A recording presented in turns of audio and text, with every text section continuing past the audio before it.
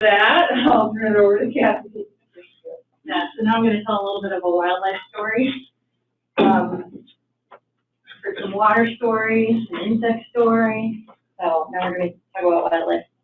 And Jen has already mentioned my important collaborators, and there's a whole laundry list of folks at the end as well. Do we have people on the phone? There are people still out there. Okay. So I was just sitting thinking about this, like nobody motivated the need for water quality monitoring, but we all drink water, right? So I always start out by trying to motivate why we should care about that. So bear with me as I try to convince you. So, and Tony is going to be pictured in some of these slides as well, helping to formulate this program, so he should be acknowledged. So why bats? So bats are important for many reasons, but the big thing is they're at risk right now because of an invasive fungus that was introduced, first detected really in upper New York State, and it leads to this white nose syndrome, which you can see in this picture here. So the hanging upside down bat gets this characteristic white nose, which ends up having really decimated populations of bats in the east primarily. And also wind energy, maybe you've heard that more in the Pacific Northwest, but as we build these wind turbines, they're known to whack bats. Actually, it causes barotrauma. And what's interesting here is that the white nose syndrome affects one set of species of bats, the myotis in particular, and wind energy tends to affect the migratory tree roosting bats. So we're two different stressors on different subsets of the species. And then, of course, our favorite thing that I think I'm allowed to utter out loud, global climate change. So here's a map that we always show that shows the marching pattern of white nose syndrome. So this is one that actually is a Fish and Wildlife Service product really collated by the USGS. And so you can see that white nose showed up in New York State back in 2006 and now is marching westward, and there's some more recent detections. So actually the recent detections were in Colorado and South Dakota last spring, which was upsetting for all of us in Montana because now it's, you know, coming for us next. So this is like a terrible graphic, but I think it's important for those of us to think about why we care about these things is because bats are an important factor for agriculture. So where I live in Montana, never mind, we're flipping the video. We're not playing the video. Okay, so this is actually a video that is sideways. Sideways? Where? I'm not sure how that happened. Did you rotate it? No. So it's a sideways. It's showing little brown myotis flying downwards. Isn't that a miracle? Flying awkward. So this is a collaborator of mine at Montana State University. So she has a graduate student out there tagging little brown bats to see where they're roosting in the summertime. And so that's what the antenna was. So that is cool, but that was upside down. But the point is, it's actually, I was sitting on the plane yesterday flipping through these slides, and the person next to me, I got the headphones in, I'm rocking out, and she's like, oh, bats are cool. I was like, thank you. Right? So I don't think it is hard for us to get everybody on board, but they are an underappreciated task group. Candy, what was the point about agriculture? Yeah. Okay, so yeah, right. We can go back and maybe see the video again. So bats eat millions of insects every night, particularly when they're lactating females, and so that's like projections, models, mumbo jumbo, but I think it helps motivate the potential impact of bats on agriculture. So if we kill the bats, our farmers are going to notice because they're going to have to start spraying more pesticides to keep the bad bugs away, basically. So there you go. So NABat, this is actually, Tom should deserve some credit for this. So how this name came about, the North American Bat Monitoring Program, or coined NABat, was Tom's brilliance in one of these workshops. So I'm going to point out some familiar figures here. So many statisticians were involved throughout the year. So let's point out Tony. There's Tony. So he got to come to some of our workshops. And Tom Rodhouse, myself, Wayne Fogmartin, who works with Emily, was also involved, is still involved. John Sauer, who probably most people are familiar with his work with the Breeding Bird Survey, So lots of folks over a series of 4 workshops helped to develop the plan for monitoring bats across North America. So after the 4 workshops, of course, the funders were like, well, are you going to give us something? And so this is what we gave them. We gave them air quoted, the plan for the North American Bat Monitoring Program. And this is very much a ground up, bottom up type of initiative that had some, it was formed as a consequence of the National White Nose Syndrome Plan that the Fish and Wildlife Service put together, so it's sort of like an offshoot of that need. However, the focus on monitoring and conservation, I have always felt like it's very much a bottom up initiative. So in the plan, what the vision is, see we have a logo, so that makes this a thing, right? So we have a logo, there it is right there. The plan basically proposes to generate a state of the North American bat on some frequent interval, say 5 to 10 years. So we have state of the salmon, we have state of the birds, so why not have state of bats, right? And how we plan to achieve this is really based on work that the Pacific Northwest has led. So historically, there was a program called the Bat Grid. So some of you may be familiar with that, led by Pat Hornsby of the Forest Service, right, Tom, Forest Service, and BLM in the Pacific Northwest, where they were basically monitoring bats for, help me on the years? 2002. Since 2002. And Tom, in his dissertation work, was able to, through much heartache, I imagine, on the data management side, analyze the data to produce these species distribution maps using occupancy models. So occupancy models is just a form of logistic regression where we can account for imperfect detection. So it requires having multiple visits to a sampling unit. And I'll go over that in a little bit. But here's just an example, and there's several papers that Tom wrote that talked about the ecology and the motivation behind needing these species distribution maps for Oregon and Washington. So based on this work, we were like, well, why can't we, you know, because it is always just that easy, scale it up to North America, right? So luckily, or unluckily, I'm not sure still, the jury's out, the Forest Service, I think I'm getting this right, produced the grid that the monarchs are also using. So this grid is our sample frame. So the grid is these 10 by 10 kilometer grid cells draped across the continental U.S. And then there's one in Canada and Mexico and the Pacific Islands. And in the plan, we propose to use this CONUS grid to define our sample frame. And then in walks Tony, Phil Larsen, and Don Stevens with this brilliant idea of a master sample and their work in JBES. So I'm citing their JBES paper here, where I feel like everybody in this room already knows this, so I could probably, but we propose to use a master sample. And so how we motivate that this is a good idea for this collaborative monitoring effort is that we suggest that if people are actually using the master sample, right, you can actually facilitate collaboration. So if you know where somebody's sampling, then somebody else doesn't need to go there. You just can expand your sample size by harnessing this concept of the master sample. And so a lot of effort for NABat has gone through creating the architecture and the infrastructure to really make this actionable, meaning it's one thing to say to do this, a la the plan, and then there's another thing to actually like make it happen and make it real, which is where PNAMP and their web resources that we're hearing about tomorrow from somebody has, we are using those, and sounds like BLM is as well, to keep track of the master sample and to guide people on where they should go, or this is what I hope is happening anyway, to survey bats. Okay, so this is what we proposed, and people are doing it. And now we get into some more details. So for bats, you can't just count bats, right? Because they're flying around at night. And so how we keep track of bats is through acoustic detectors. So researchers will, or biologists will go and deploy these acoustic detectors. So here's my little grid cell. And so we're suggesting that they deploy 2 to 4 detectors in a grid cell for multiple nights.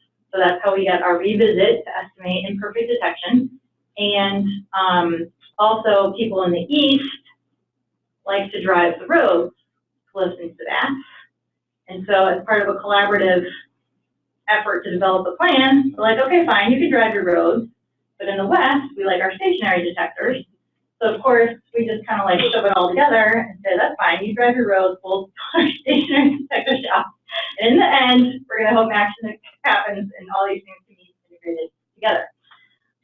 So my work has focused on the stationary detectors, because I live in the west and work with Tom. That's what we like to do. Okay, so I think this is helpful and it's cool because it's after lunch. And I'm going to see if I can do it from the computer. So, bat calls.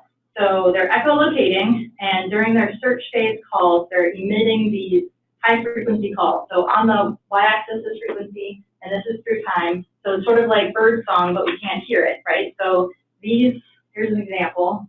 I'm going to just Joe here. Of an the echolocation call for the silver-haired bat. And then this is the spotted bat. Maybe.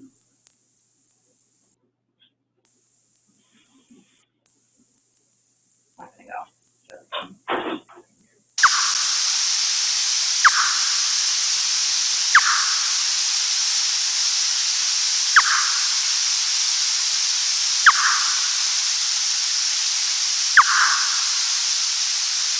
So,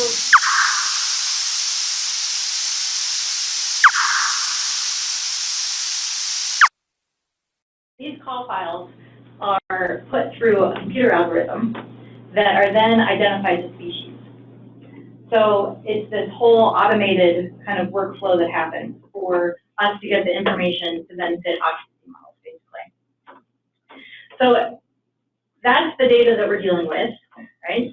And after we wrote the plan, so that was like, 4 weeks of everybody's time and then some months of attempts at poorly collaborative writing happening, right? Somebody always really gets stuck doing it in the end. My experience, we had some dangling threads left over, right? So these are questions that I'm sure all of you have faced at one point or another, which is, we've heard this already, like, well, what do we do about folks that have already been collecting data, so these legacy sites, or what do we do with citizen science site data, which is basically all under this umbrella of non-probabilistic surveys. Like, what do we do with that stuff, right? NABat has the same problem. Another one was, well, how many stationary detectors do we need? Do we need it for 4 nights? Do we need it for 2 nights? Do we need 2? Do we need 4? Kathy, tell us the answer. I'm like, get us a postdoc, and then maybe I'll tell you the answer. Another one was, how many results do we need? Again, I was like, get us a postdoc. Maybe we'll find the answer. So it turns out that Katie Banner was said postdoc and has helped to address and put a lot of time and energy into number 3 here, which is our power analysis stuff. So the first thing I want to talk about, this is going to be like a high flyover, but probably the most important for this group is how we have tackled question 1 here. So what do we do with these sites that are collected outside of the master sample? So our motivating example is Oregon, where we are today. And so as I said before, there was already a program ongoing that had done bat survey work. And so when the state got together and obtained funding to reinitiate Bat Grid 2.0, we called it, they said, well, we don't want to go to new places. We want to go to those places that we've already been. And we're like, well, why? And they're like, well, because. And we're like, okay, fine. So we did coax them towards doing something slightly different. So we used some of the legacy locations, so those are shown in the blue, and then some of the black. So the black squares are the ones that were from the master sample, the NABat master sample. And then we have a collaborator, Jenny Barnett, who works for the Fish and Wildlife Service inventory and monitoring folks on the refuges. She got all into bat survey work, and so she was doing her own set of surveys on the refuges. So the red squares are those sites that are on the Fish and Wildlife Service refuge land. And so we basically have 3 different contributors to this analysis that we wanted to conduct for Oregon, okay? So then, you know, you have some options. What are you going to do with all this stuff? So we actually have a paper that just came out a couple months ago in ecological applications. And I'm happy to share this actual paper with people if they're interested. I'm just going to talk about like the take-home messages, but what we did is we used a pseudo maximum likelihood estimator, which basically takes those sample weights. So you can construct the sample weights similar to what Steve was doing, very similar formulas. I'm not even showing them. You're just going to have to trust me. They're in the paper. And you adjust the likelihood based on the sample weights. Again, details in the paper. And we do a little simulation study. And we found that a couple of like big picture take-home things is you need to avoid a large proportion of legacy sites. So when we had like over 75, really over 50% legacy sites, we found that our estimators were very much biased. And I should say the question of interest for this paper and other things is what we're interested in here is actually estimating the species-environment relationship. So I'm not interested in status, I'm not interested in trends. What I want to do is create those maps, right? So how do I best create those maps of the species distribution? How do I do that? Well, I need to have a really good estimator of their association with environmental covariates. So another thing is that you want to avoid sparse representation with any different spatial subsets. So if we get too crazy finally partitioning our master sample, we're going to run into problems when we try to roll it all back up together. In this whole effort, we came away with like some suggestions for best practices. One thing that I think we tend to forget about is when we're doing model-based inference. Okay, so this is different. I need to shift everybody's brain, right? I'm not doing status. I'm not just doing status. I'm not doing the percent of a stream in impaired condition. I want to make a map of where we think that species occurs, right? So when we're using a model, so I want to model data, we need to do, and I already kind of brought this up earlier in discussion, but we need to do our level best at getting the best approximating model of that system for the processes. How do we do this? Covariates, right? Planetary variables. We need to think really hard about how those align with our response variable. And then sort of the converse to avoiding too many legacy sites is obviously you want a large enough probability sample to counterbalance all of those legacy sites. And then I think this is still even more delayed in the wildlife arena is the survey, the importance of tracking the survey design information. I think Tony and his colleagues pushed the water people, right? Like steamrolled them ahead, and I think the wildlife people are maybe coming to the party now and thinking about this a little bit more. But they still have some time to catch up, I think. So I think the big thing that, particularly in the age of data-rich environments, so like pulling data from the web, like I'm a statistician, right? So all the students these days are scraping data from the web. I'm like, I don't even know what that means, but somehow they're doing it. So they're getting data from all sorts of different places, and we need to think about, well, where's that coming from, right? You can't just throw it all together and mush it around and hope you get sense in the end, right? So I think this group already gets that, but I don't think people, maybe in the younger generations, are getting that message as clearly as they should. Okay, so and then this is more batty, so I think I might just not, but if people are interested, we have tackled this issue. So I will say this could be useful for people that are using occupancy models where we have built a way to assess whether or not you have correlated observations. So in the case of bats, you tend to get runs in bat activity. So if it's like a good night, you tend to have correlated responses essentially. And so this is a tool that we developed to ask whether or not you have that issue, the assumption violation. So this is like batty, so it doesn't really matter too much. But again, my message, right? Like you need really good covariates. It's a theme I'm noticing that keeps coming up. Okay, so then this is similar to our work, sort of what we've done about the sample size question, like how many do you need, right? And it turns out that, in my opinion, with these collaborative bottom-up initiatives, like everybody needs their own tailored answer. And so it's not just as simple as saying like 200, right? Like it's 200 of what? Well, the Park Service doesn't need 200, Fish and Wildlife Service doesn't need 200, so we have to be a little bit more nuanced than that. So this is really Katie's work that I'm sharing right now. So again, our objective is to make maps, like where are the maps for our state of the bats reports. And so in terms of sample size, we could ask how many grid cells do we need to estimate the distribution? How many do we need to actually track declines in occupancy over time for a trend type objective? And so again, because this sort of approach should be tailored, she has created an R package so people can input their own environmental space, their environmental covariate space, it's basically a simulation-based power analysis using an occupancy model, a dynamic occupancy model to play, right, to look at different situations, scenarios to assess what sort of sample size they need. So this is a package. She's got a vignette. I don't know how many times she's been like stinking with her vignette, but it's like all the time. So I bet it's really good. But I think the important thing is I didn't want to keep answering that question, right? Like, I don't know. Like, I start rolling my eyes when somebody's like, but how much data do I need? I'm like, well, how much can you afford really is the first question, in my opinion. But, and so for those of you that deal with dynamic occupancy models, I encourage you to check it out because it could be helpful for your work.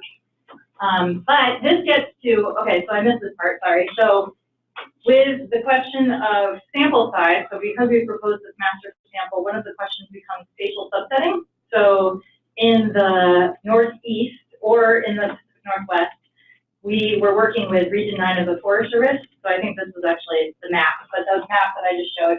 And they wanted to know, well, how many grid cells do we need to survey in the entire Region 9, which obviously covers national forest lands and a lot of private land ownership and other agencies, versus just sampling on national forest land.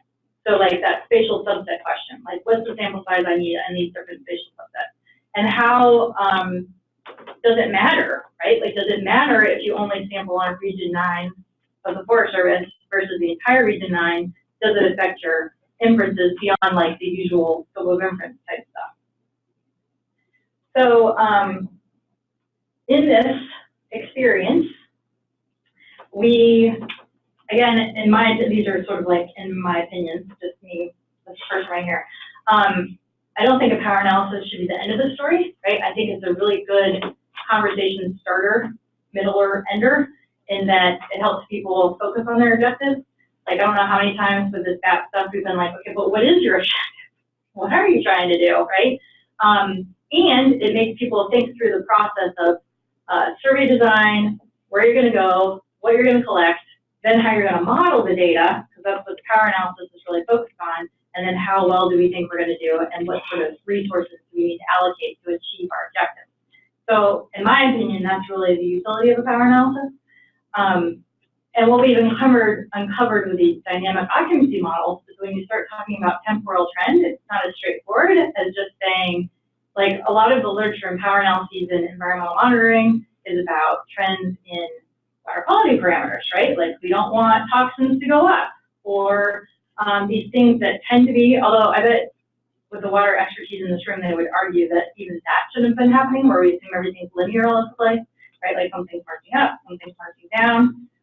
But with these dynamic occupancy models, it's not as straightforward as that, because you don't actually have, you can't set the effect size, like a 4% decline. Like, that doesn't really happen in this modeling framework. So then something for this group, I think, is useful is the question about the spatial extent. So the spatial subsetting of the master sample. What really, I think, matters the most is what that environmental space is that you're subsetting to. So logically, if you just think about it and you just survey on national forest lands versus all lands, well, what do we know about national forests? They probably have a lot of forests, right? So if bats are responding to gradients in forests, you're going to bias what you're finding if you're just sampling for bats in forests. But it's that sort of biological knowledge, right, about how your wildlife species or whatever it is responding to the environmental space, I think is a important thing to bear in mind. And then also through this work is when you're doing these power analyses, you really need to think about what the heck you're simulating. So you need to consider what you're pretending the world to look like statistically when you actually spit out a number of whatever it is, say 50 sample sites. Now, do I get to move forward? No? Okay, so then, this is one thing that I think is probably not, you know what, I don't think it's just a baddie thing. However, so I showed those call files, right? And like, that's not what I was getting. Like, what was I getting? Zeros and ones, right? So magically, this flat file of zeros and ones appears on my computer screen for the detection history matrix that I need to power an occupancy model. And then, like, you know, some time passes. I'm not gonna, it's too embarrassing to share how long time passed. I'm like, well, how are they actually getting the zeros and the ones, right? Well, it's like this super complicated thing that this is like an example of how they actually get to their, well, the point is it's complicated. Oh, that is the point. So the point is that it's not as easy as just saying I see a grizzly bear or whatever, right? These days with technology and equipment, it's getting more complicated, the type of response variable that we're dealing with these monitoring efforts. And so it's important to sort of dig deeper and consider the data workflow contributing to whatever your indicator is. So for those of you batty people, maybe on the phone, because I think it's just me and Tom here today, here's a paper where we looked at incorporating that data workflow process into a false positive model and provide suggestions about how should they tweak that process, that point of the process in the whole survey design work. So again, it's a little nugget that a lot of people, including myself, like to gloss over. It's complicated. And now, I get to tag team Tom if he wants to, or I can stumble around up here, but I think you should. Okay. Come back. Yeah, so we're not rehearsed whatsoever. I have no idea what comes next. The question. But we can, okay, so yeah, this is, Hey, Tom, can you? then all I really have to do then is deal with this one slide. That's good. Yeah. And then we got our question. Sure. Yeah. So with all that excellent lead up, what we then started to tackle, and this is not yet intuitive, I'll describe this, is how can we help motivate participation and involvement in a program like this when we have a lot of folks, a lot of bat biologists or land managers who will often say, okay, well, I like this idea of this grid. You know, if you think about what's happening with the top inset there with Oregon, or thinking continent-wide, this is all well and good. It's a 10 by 10 kilometer, 100 square kilometer grid cell. And I only manage a chunk, a small parcel of land, and I don't get how this is all, you know, what does this do for me? And so one of the things we had spent some time kind of thinking about, and it leads to a lot of what is for us as a group to kind of chew on, is how can we knit together scale up, scale down. When you have a master sample kind of program or highly collaborative program, how can you facilitate and enable folks to work locally to achieve their local management unit objectives, and it can contribute in a meaningful way, in an effective way, to the broader regional effort. And so what this describes is a project at Crater Lake National Park in Oregon. So the blue is the park land, the boundary, which is basically kind of a rectangle there, nested within U.S. Forest Service land, nested within Oregon. So immediately you kind of grasp this multi-jurisdictional complex landscape that we're trying to pull together, facilitate collaboration on. The southern portion of Crater Lake, we have this lobe, they call it the panhandle. I have no idea how that was done, some congressional boundary thing there. And they want to thin in here for fire mitigation fuels reduction. And they want to know, the park wants to know how this, among other things, will affect that. And so this is a really cool opportunity for us to say, oh, you know, neat, okay, that's that's a question that can be pursued kind of at a local scale. We envision a different kind of response design than what Kathy described that's been adopted for NABat writ large. And then some or all of those data, if there's communication and there's tracking of all the information and good data management, all that kind of stuff, some of that stuff at least can be contributed up. And in that way, then suddenly this whole grid cell can be a sampled unit within this larger NABat monitoring program. And so that's worked really well and has been a catalyst for conversation and sparked a lot of enthusiasm and interest. Suddenly people are like, oh, cool, okay, yeah, so I can get an inventory. I need to know what species of bats I have on my landscape. And you're telling me that if I attend your training, it does take some guidance and stuff. If I use the right detectors, if I do things with care, then this stuff will fit right in. And then that kind of segues back to what Kathy was talking about with respect to, well, how much of this stuff is non-probability. So Crater Lake just has an area of interest. They're going to contribute this grid cell, whether it's part of grid order or not. And then the answer from Kathy's simulation work was clearly we do not want this kind of stuff to swamp the larger probability portion of the overall realized sample. So I think that probably hits it. Good. Cool. Next slide. Next slide. So, these questions are more higher level. So we currently are struggling not with attention to the details. Like, I think we've made strides, and I should have mentioned Brian Reichert, who's also a contributor to this talk. So he's the North American Bat Monitoring Coordinator, and he's USGS with the Fort Collins Science Center, and he's really been a huge engine to get the web resources up and running and helping this all come alive at that national level. And so this is more just from everybody's experience working with monitoring programs, but then these are sort of my questions. So my personal questions. And I use the abbreviation H2 for how to and IWIK for I wish I knew.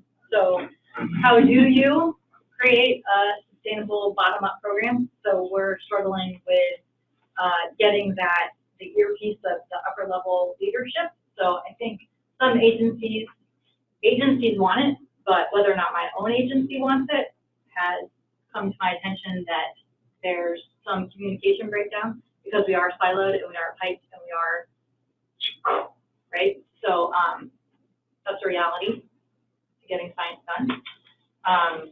And then I think there's a lot of literature about why programs fail, but I think I'm just more curious if people have ever actually seen a program go down in flames personally. Kind of curious. And then I think the bottom up, top down, the degree of control needed, like based on all of our work, you need to have a certain level of coordination to guarantee you have a probability sample. You can't have everybody running them up because in the end it's going to be really challenging. And 3 PhD statistical doctoral researchers later, maybe we'll have a solution, but people that give us the money don't want to have to wait that long. And then this is my own personal question. So we have uncovered, we being Tom and Katie and some other folks that I work with, a lot of these ways to improve data collection, but whether or not that gets circled back around to actually change and the way people are doing things is the one thing. Like, I think our work is tight enough and cohesive enough that things can get filtered down, but I don't talk to necessarily everybody on like the East Coast, right? Like, so to get that communication flow happening. Yeah. So master